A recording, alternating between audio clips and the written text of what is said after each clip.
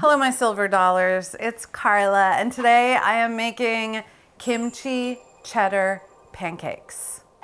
These pancakes are based on the kimchi jeon that you would get in a Korean restaurant. It's just like always on the appetizer menu when I go to eat Korean, and it's just a delicious savory pancake filled with kimchi. Sometimes they have seafood, sometimes it's like lots and lots of scallions, and I crave them and I love them. So I started making a recipe for jeon just like for dinner. We would do it on a night that we were doing like frozen dumplings, and it was easy and fun. And then as time has gone on, I've just been kind of messing around, decided to add cheese to it. And so this is now, not traditional in any way and crossing into something that I just really love, either for dinner if we're gonna do a snack around, or like a lunchy snack, or you can make this when people come over. I'm already salivating just from the smell of the cabbage kimchi, which I love so much. It's basically a pancake batter that just leans savory, and into it kimchi, cheese, and some sliced onion, and that really becomes the solids in the pancake. So I need a measured amount of kimchi juice. One of the first or second drafts of this, I just was playing it fast and loose and trying not to measure the juice, but there were things happening with the pancake that maybe it was a little gluey one time, and I realized that the safest bet was to just measure the juice. So I'm just pressing down on the solids, and I have 3 tablespoons. Okay, so this is gonna be part of the liquids that I add to the batter. And then as far as the actual kimchi goes, I need 10 ounces. Did you see what I did with the shears right into the jar? Reason number 8,072,072 to have kitchen shears. So much easier than chopping on the board, because then the board gets all juicy and you lose your kimchi juice. It's like 1/2-inch pieces roughly, and it's gonna be exactly enough left in here to snack on. Oh my God, I think it's gonna be everything. 10.3, that's done. Also need, part of the liquid, 2 eggs. So far, this is all things that I would have in the house at all times. And I think that was one thing that when I had the first craving for the kimchi pancake, it was very exciting that I could just make it. Actionable. So just beating to blend liquid. Let's do another solid. This is sharp cheddar. Shout out to Harry Lee, one of my oldest friends in the world, who is Korean. His mom makes her own kimchi, buries it in the backyard in the earthenware pots that she also makes. She's one of my heroes. Harry's one of my heroes. Harry and I were talking about this because originally I was putting mozzarella in the pancakes, and I asked him, how do you feel about mozzarella in a kimchi pancake? He said, it's fine. I prefer sharper cheese with my kimchi, like cheddar. So I was going on the mozzarella journey, and the pancakes were a little, I don't know, I was fighting liquid content because they were crispy at the edge, but kind of spongy in the middle. So with Harry's, what he had said kind of stuck in my head about the sharp cheddar. We did half a batch mozzarella, half a batch cheddar, and it was just a clear winner. Like that sharpness, the tanginess, and also the way it melts, you can kind of find it more. So, and it gives that kimchi grilled cheese energy. So sharp cheddar it is. If you want to use like a milder cheddar, that would be great. I'm sure you just want a good melting cheese, right? I mean, you can make it with the mozzarella balls like I did, but it'll just be a little soggier. So I have cubes of cheddar. I'm not grating them because I want these like cheesy pockets, and if I grated it, it kind of gets absorbed into the batter and you might get the flavor of it, but you're not gonna have like a cheesy moment.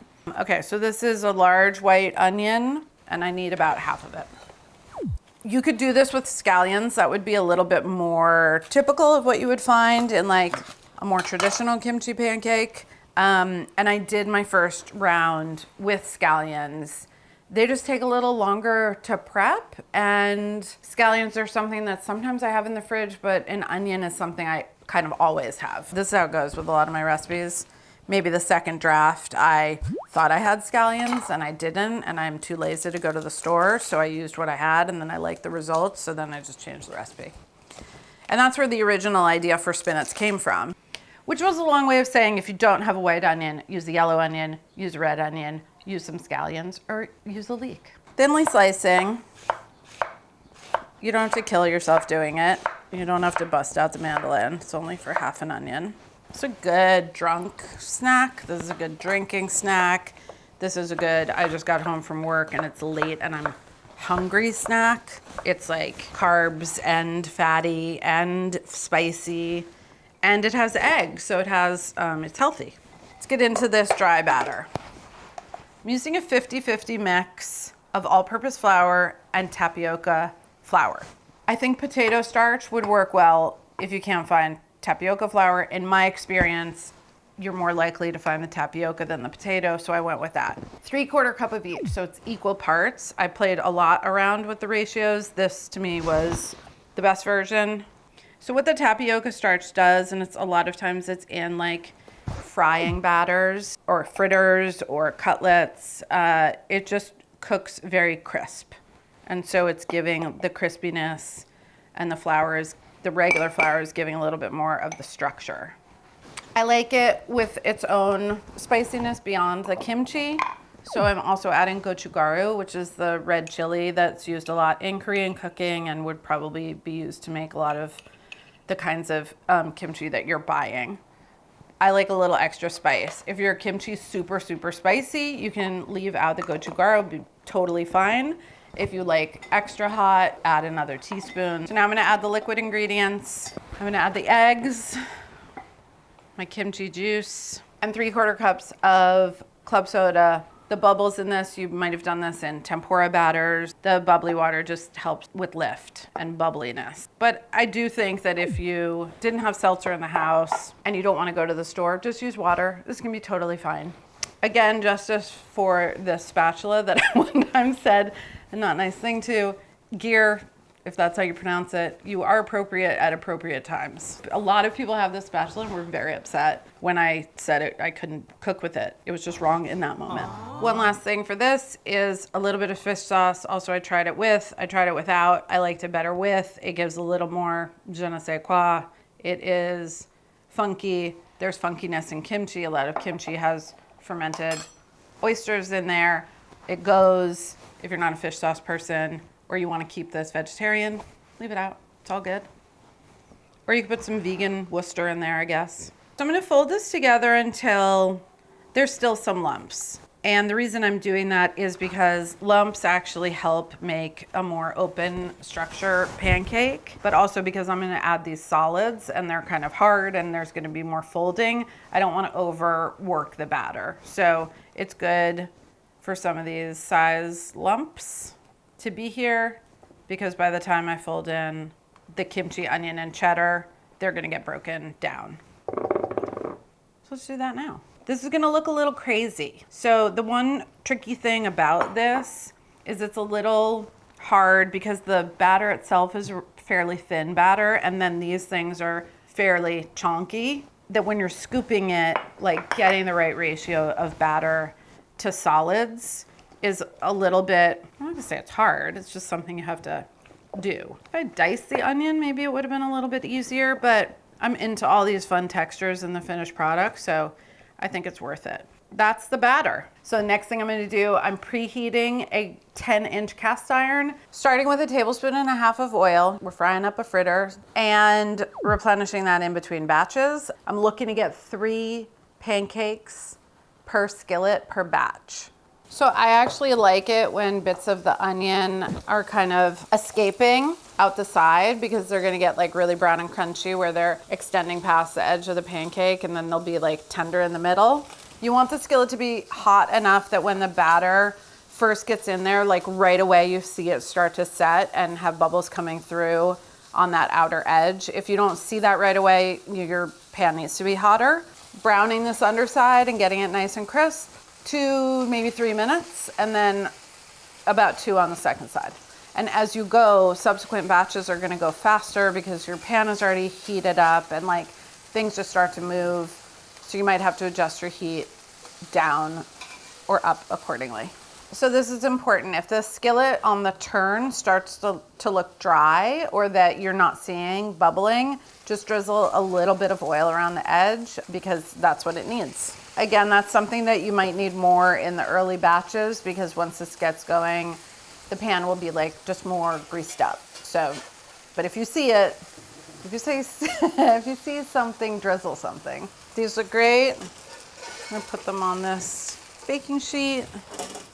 The reason I have the oven on is because 2 reasons. One is that if you keep them in the oven for about 20 minutes, they do get a little bit more crispy on the edges. So if you're a crispy leaning person, you're gonna maybe want that little oven hangout time. Also, having the oven at 325 makes it possible for you to do the entire batch and then serve them. So if you don't want to be doing pancakes as they come out of the skillet and you want to like have the whole thing and then go sit at the table, definitely do the oven part. But they're good straight out of the pan. So maybe I'll hold one back. We'll taste and talk while these are in the oven. Quick taste and texture check on the first batch. They're definitely crisp out here and tender in the middle, which is delicious and lovely to me. You can see we have a beautiful cheese pocket.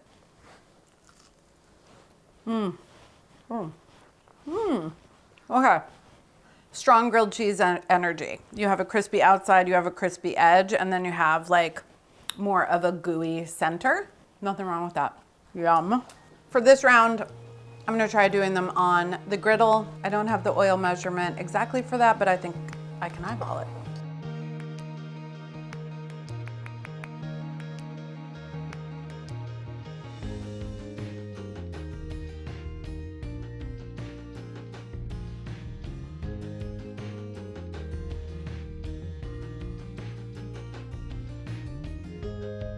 Griddle assessment. It's pretty easy to tell which ones came off the griddle because they have this like straight side where it hit the side edge. My only issue, it's really convenient. It's really easy to clean the griddle off because you just like scrape off. I wish it had been a little hotter. So that was just hard for me to tell, like these are a little blonde compared to the other ones. But other than that, if you have a griddle, get griddling. My pancakes are in that low oven, just crisping up. And for dipping sauces, it is incredibly simple and off the rack. I'm gonna do one 50-50 mix of soy sauce and vinegar. This was also at Harry's suggestion, but such an easy, great sauce. Great for this. It's salty, but it's sour. It's bright. It goes really well. I'm salivating. Also really good with dumplings. For the other one, if you like chili crisp or hot garlic, this is Mama T's. I've talked about it before. I was out of it. Thank God. Thank God it's back in the house. I have to order 4 or 6 at a time. Even though the kimchi pancake is spicy, and even though this condiment is not typical to serve with a Korean pancake at all, I think it's delicious. So there you go. Your 50-50, your chili crisp. If there's something else that you like to dip your pancakes into, let us know. Pancake time. Oh yeah. So I was really on the fence about this oven drying step because I never want to make you do anything extraneous just for like a tiny bit of payoff. So I actually brought Harry some of the pancakes that had been oven crisped along with some of the pancakes that were just fresh out of the pan. And the day that I brought them over, Harry had been power washing something. So he was really hungry and really sweaty. So he said, I literally wolfed down 2 as I stood in foyer, was so hungry. And then later, hours later, 14 hours later, Harry said, ate them all, toasted the rest in the toaster oven, crispy edges, def, better. That was good enough for me. I think they're both good. One kind of special thing that is happening, and this sometimes happens on grilled cheeses too, is like the cheese kept melting and now it's like melted cheese that got really crispy. You'll also notice, I didn't talk about this, why are they this size and not the big round John pancakes that you would get in a Korean restaurant? First of all, I've done things to them that don't make them that anymore. But also it was about the ratio of the crispy edge to the center, and they were also easier to flip. So this is like going into silver dollar territory. Just want to cut them into wedges. Since you just got back from drinking, you don't need more beer. So I'll be enjoying mine with a can of non-alcoholic beer. Really hits the spot. Or regular beer. Or soda. Truly any beverage of your choice. I like this brand, Athletic Brewing, but I like it with a little lemon. Tastes like beer. Let's do a little dips.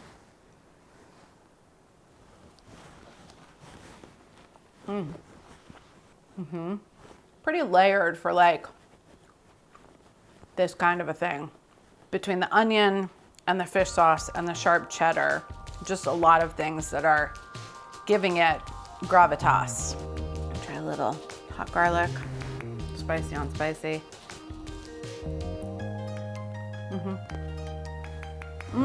So fun for a party. Maybe there's a sporting event on television.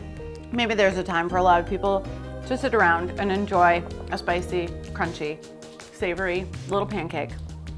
I'm sure you can think of some of those opportunities in your own life. Just trying to be of service here. So I hope these serve you well. Some of you may remember the video in which I horribly mispronounced the word Bloch in Korean. I certainly will never forget. Thank you to the people who were so kind in the comments for this new recipe, which is a riff on a kimchi pancake called a jeon. I reached out to a friend to make sure I didn't butcher it. John, Pajan, Hammerjohn, Kimchi-John, rhymes with done, John, Pajan, John. John. Kimchi-John. John. I want to know what Hammerjohn is. Sounds amazing. Kimchi-John. I hope I do right.